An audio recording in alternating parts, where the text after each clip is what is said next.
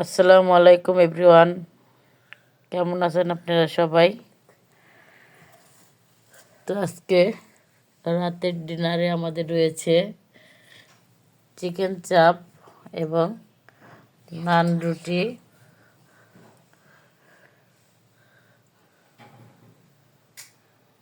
তো বাচ্চাদের জন্য চিকেন চাপ বাসায় বানিয়ে নিলাম।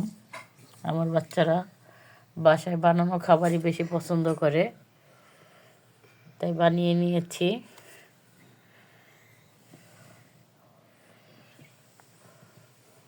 তো এখন বাচ্চারা খাবে, তো সবার জন্য বেড়ে নিয়েছি, সাথে তো মজা আছেই।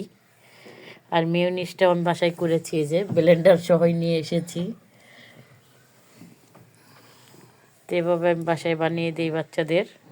তো আপনারাও বানিয়ে খাবেন। ভালো থাকবেন। আল্লাহ হাফেজ।